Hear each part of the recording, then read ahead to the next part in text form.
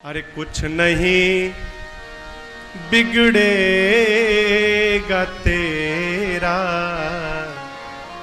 हरि शरण आने के बाद कुछ नहीं बिगड़े। साधक के जीवन में जब वह साधना की ओर बढ़ता है, संसारिकता के विचारों से सात्विक विचारों में जब प्रवेश लेता है, वो आध्यात्मिक क्षेत्र में उसकी प्रगति होती है और वह अपने जीवन में आज सतों में वृत्तियों का प्रभाव आने लगता है।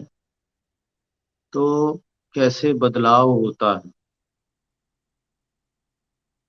दशरथ कौन है? कौशल्या कौन है?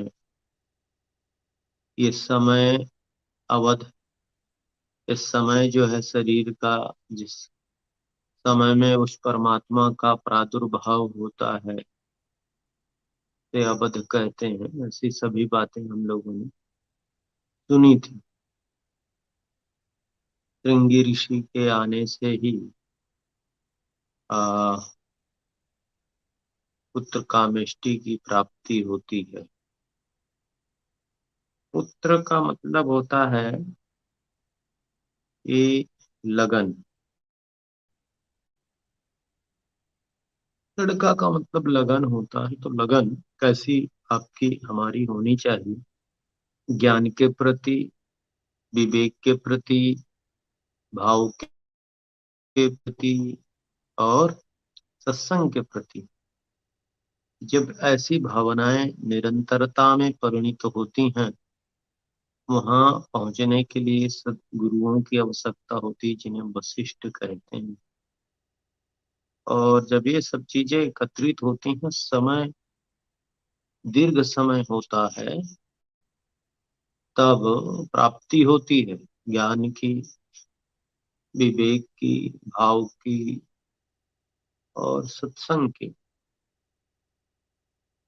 तो जब प्राप्ति हो गई, पुत्र रत्न मिल गए, फिर इनका नामकरण होगा। नामकरण का मतलब देखिए, हम अब ये तो एक कथानक है। तो नाम का प्रभाव वशिष्ठ जी के द्वारा, गुरु के द्वारा प्राप्त होता है। गुरु जानते हैं कि ज्ञान राम को ही कहेंगे, भाव को भरत कहेंगे। तो ये नाम उनके द्वारा प्राप्त होता है हर जीव को, उनके गुरुओं के द्वारा।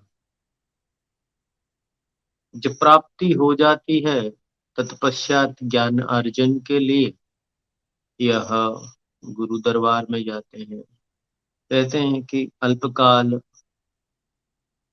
गिर अल्पकाल विद्या सब पाई। थोड़े ही समय में भगवान गए और सभी प्रकार की विद्याएं प्राप्त करके लौट आते हैं। तो और बात आती कि जाके सहज श्वास सुरत चारी, असो हरि पढ़ाई कौतुक बारी। ऐसा भी उन्होंने कहा गोस्वामी जी ने, कि जिनकी श्वास सहज में ही उस परमात्मा को जानती है, उन्हें पढ़ने की जरूरत ही नहीं होती। तो इसलिए पढ़ाई का जो विशेष वर्णन है, वो गोस्वामी जी ने नहीं किया।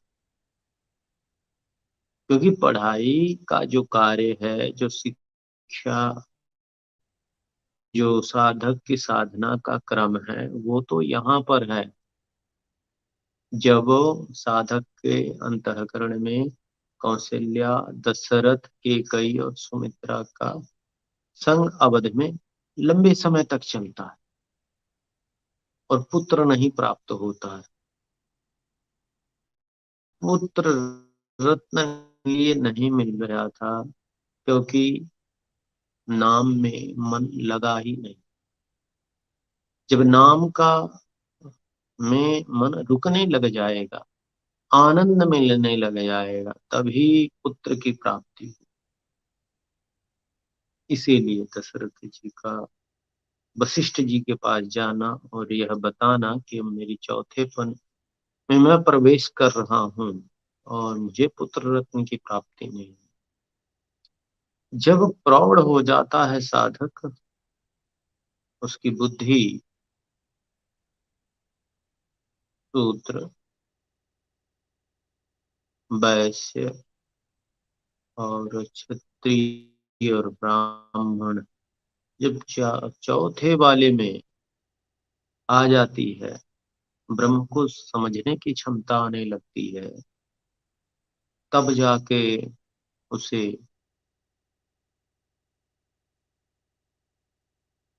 पुत्र रत्न की प्राप्ति होती है। जब तक ब्रह्म को समझेगा नहीं, तब तक कैसे वह प्राप्त कर सकता है।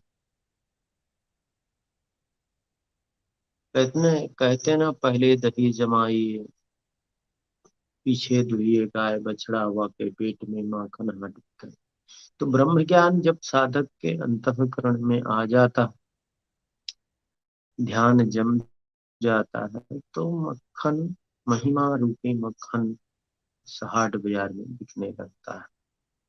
तो साधकों के अंतःकरण में जब ऐसी स्थिति बनती है, तब जाके तो जो साधना का क्रम इधर है, शिक्षा की जरूरत वहां पर, उधर नहीं। इसलिए गोस्वामी जी वहां पर ऐसे बता देते हैं कि जाके सहज सांस श्वास श्रुति चारी, सोहरी पढ़े कौतुक, जिनकी श्वास परमात्मा को धारण कर ली, इनकी स्थिति ऐसी हो गई, उन्हें शिक्षा की जरूरत हो गई। तो इस तरह से यहाँ पर ये बात विशेष आती है। फिर इनके नामकरण होते हैं वशिष्ठ जी के द्वारा, राम, भरत, लक्ष्मण और शत्रुघ्न। राजा के यहाँ बड़ी प्रसन्नता हुई, और जब इनका राम का जन्म होता है तो कहते हैं कि मास दिवस भर 1 महीने का दिन हो गया था, निष्ठा कवन विदा होए, ऐसी स्थिति आनी। सूर्य भी उनके जन्म की ये प्रक्रिया को और उस उत्सव को देखने के लिए खड़े हो। सूर्य का खड़ा होना मतलब होता है श्वासा का खड़ा होना। श्वासा हमारी आपकी ध्यान की अवस्था में स्थिर हो जाए। खड़ा मतलब होना है कि जो श्वास प्रश्वास का आवागमन होता है, ये आवश्यकता नहीं रहती है। श्वास ऐसे साधक बहुत स्लो में आती जाती है, वो समझ में नहीं आती है। उसे उस अवस्था को श्वासों का स्टैंड होना कहा गया है। श्वासा हल्की हो जाएगी आपकी और बहुत नॉमिनली चलेगी, स्थिति बनती है।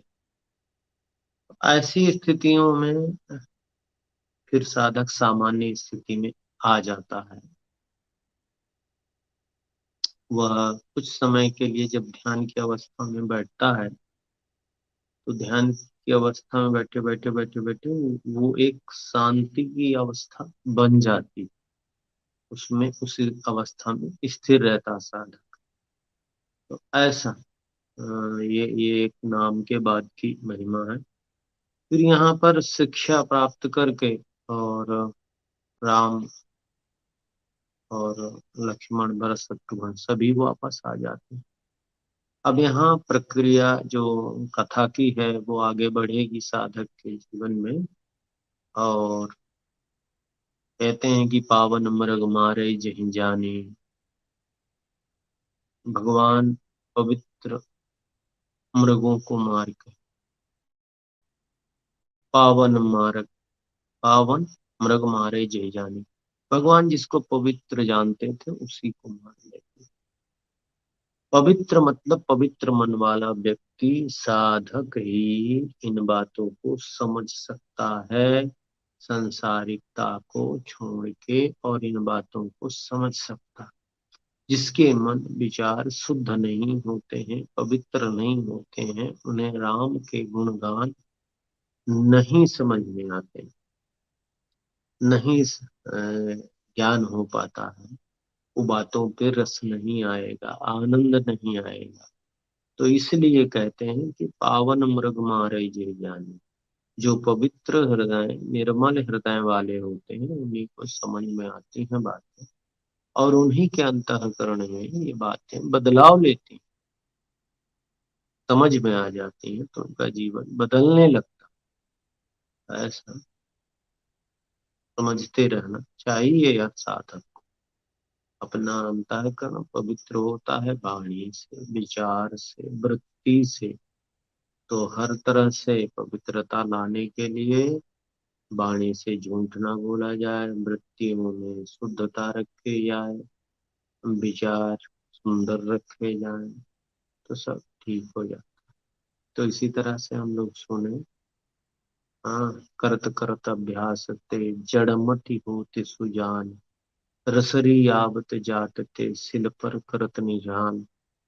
तो अभ्यास से धीरे धीरे धीरे धीरे सब चीजें बदल जाती हैं, और भगवान की कृपा हम सबके ऊपर निरंतर रूप से बरसती है, लेकिन समझ में नहीं आती, तो समझ में आने लगी। तो इसी तरह से सुनते रहे। गुरुदेव भगवान का आशीर्वाद मेरी शुभकामनाओं के साथ